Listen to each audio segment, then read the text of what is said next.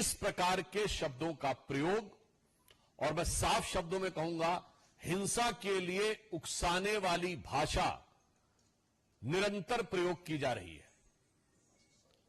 अभी आपको ध्यान हो, कांग्रेस के नेता प्रतिपक्ष राहुल गांधी जी ने चुनाव प्रचार के दौरान पिछले वर्ष कई बार अपमानजनक शैली में मोदी जी के लिए मारना, डंडे मारना इत्यादि शब्दों का प्रयोग किया।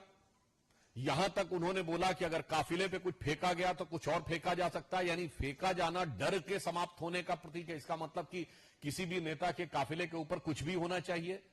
याद करिए कि जिस समय प्रधानमंत्री जी पंजाब के दौरे पे गए थे 2021 में, जिस ढंग से उनके सुरक्षा घेरे को तोड़कर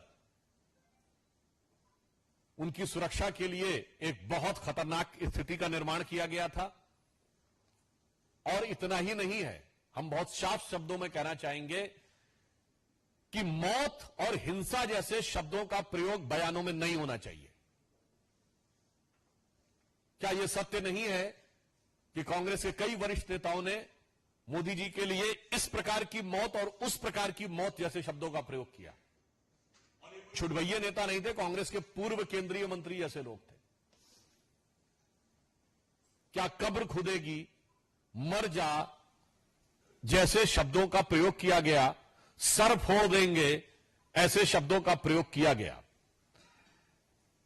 और यह बात सिर्फ आज की नहीं है, यह विगत लंबे समय से चली आ रही है। मोदी जी के लिए जिन लोगों ने बोटी बोटी काटने जैसे शब्दों का प्रयोग किया, वो दूसरी पार्टी से लाकर आज कांग्रेस पार्टी के सांसद बन चुके हैं। और मैं ये भी बात दुख के साथ और गंभीरता के साथ कहना चाहूंगा, किसी नेता के लिए मौत के शब्द का प्रयोग सबसे पहले 2007 में सोनिया गांधी जी ने मौत के सौदागर शब्द के रूप में किया था। हमने कभी, जब आपातकाल में संविधान की हत्या हो गई थी, तब भी कभी श्रीमती इंदिरा गांधी जी की मौत की कामना या मौत जैसे शब्द का प्रयोग नहीं किया था।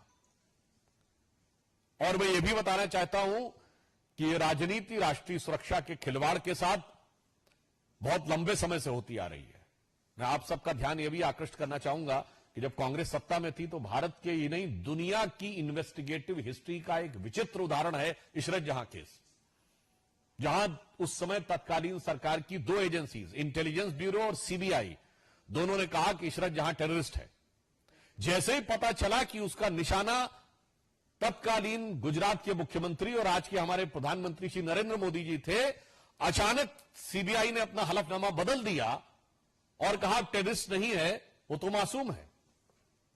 भारत के इतिहास में कभी without any reason U turn लेने का कोई उदाहरण नहीं मौजूद था। और आप सबको ध्यान होगा कि जब हमारी सरकार आई और इशरत जहां मामले की फाइल तलब की गई तो पता चला फाइल गायब। और संबंधित अधिकारियों के बयान है कि उन लोगों ने फाइल के ऊपर ऐसा कुछ नहीं लिखा था, केवल तत्कालीन गृह मंत्री ने, चिदंबरम साहब ने अपने आप वो नोट चेंज किया था। ये इंपॉर्टेंट नहीं है। उससे बड़ी बात यह है कि सीबीआई ने अपना स्टैंड चेंज कर दिया था, मगर आईबी ने स्टैंड चेंज नहीं किया था। यानी आईबी पहले भी मान रही थी कि इशरत जहां टेररिस्ट है और बाद में भी मान रही थी इशरत जहां टेररिस्ट है। सीबीआई पहले मान रही थी टेररिस्ट है, मगर बाद में कहने लगी नहीं है। अर्थात दुनिया के इतिहास का इकलौता उदाहरण जहां एक ही सरकार की दो एजेंसीज एक दूसरे के खिलाफ खड़ी हैं।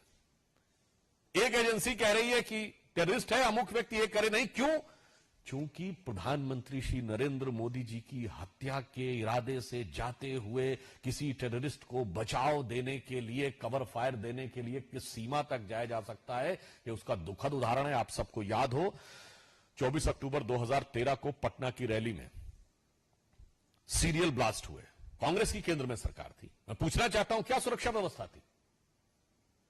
नरेंद्र मोदी जी को जेड प्लस सिक्योरिटी थी। और उसी सभा में हमारे तत्कालीन राष्ट्रीय अध्यक्ष और वर्तमान रक्षा मंत्री राजनाथ सिंह जी भी थे, उनके पास भी जेड प्लस सिक्योरिटी थी सेंट्रल गवर्नमेंट की।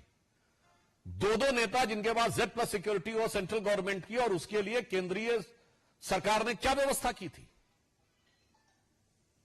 इसलिए सुरक्षा और नेताओं की जान की कीमत पर राजनीति होनी चाहिए। इसके उलट हम बताते हैं, राहुल गांधी जी की यात्रा निकली, उनके बाद भी जेड प्लस सिक्योरिटी है।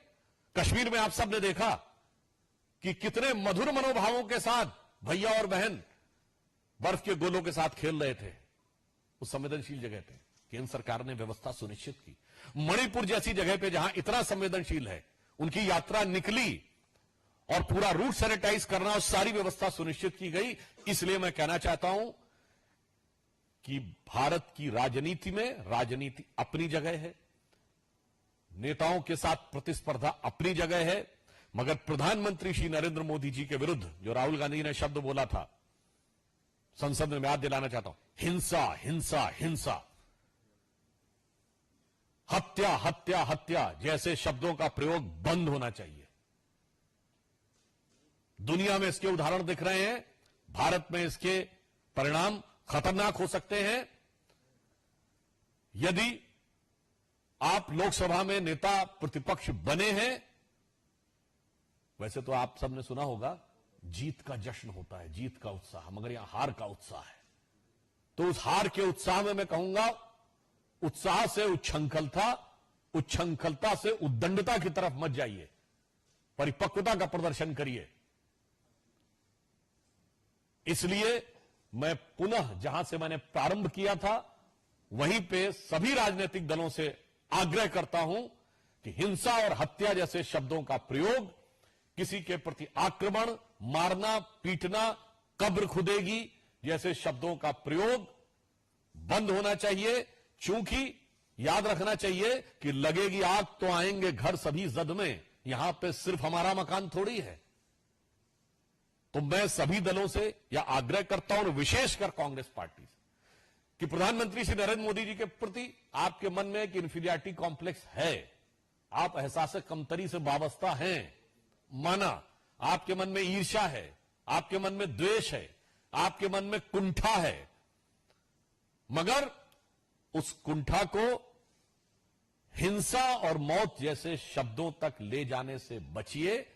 अन्यथा मैं एक पंक्ति के साथ समाप्त करना चाहता हूं, जो सभी नेताओं के लिए, जो मोदी जी के लिए नफरत रखना चाहते हैं, उन्हें ध्यान रखना चाहिए कि देश के सौहार्द वातावरण में कोई प्रोवोकिंग बात नहीं करनी चाहिए कि कागज का है लिबास चिरागों का शहर है, कागज का है लिबास चिरागों का शहर है, चलना संभल संभल के चूंकि तुम नशे में हो। तो यह हार के उत्साह के नशे से बाज आइए और समझदारी के साथ आचरण दिखाइए। धन्यवाद।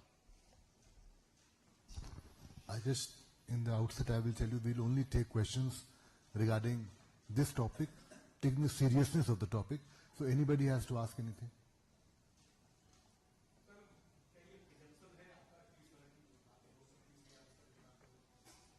आप प्रिजम्पशन का विषय यह है कि जब आप इस प्रकार का वातावरण बोलते हैं, मैं पूछना चाहता हूं कि नफरत की दुकान में कौन कौन से जहर बुझे सामान है?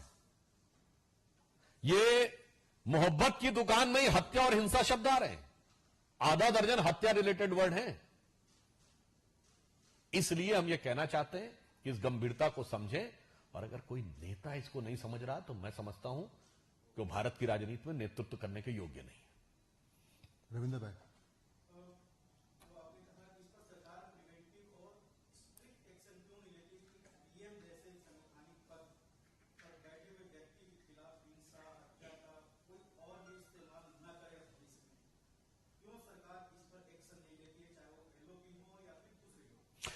देखिए, किसी भी विषय के दो पक्ष होते हैं, एक होता कानूनी पक्ष और एक नैतिक पक्ष, लीगल और मॉरल।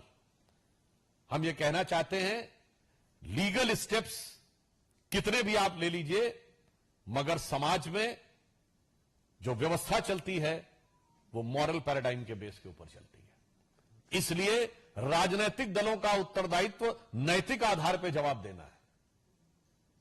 और विशेषकर ये तो जब आप बताते हैं कि इस देश में तो ऐसी घटनाएं पहले कई बार हो चुकी हैं, और वो लोग जब ये बात कहते हैं तो मुझे लगता है छोटी राजनीतिक स्वार्थ के लिए हिंसा को बढ़ावा देने वाली बातें मत करिए। हमास के समर्थन में रैली से लेके और बयानबाजी से लेके आप, मैं एक वाक्य में कहना चाहूंगा, अभी तक आप अलगाववादियों और आतंकवादियों का समर्थन करते हुए नजर आते थे, अब अलगाववादियों और आतंकवादियों की भाषा प्रयोग करते नजर आ रहे हैं। तो बस आप समझ सकते हैं कि अगर कोई अलगाववादियों और आतंकवादियों की भाषा प्रयोग करने लगेगा तो देश के लिए कितना चुनौतीपूर्ण और खतरनाक है, इसके लिए हम आगाह करना चाहते हैं। सुधांशु जी, समाजवादी पार्टी के मुखिया और पूर्व मुख्यमंत्री अखिलेश यादव ने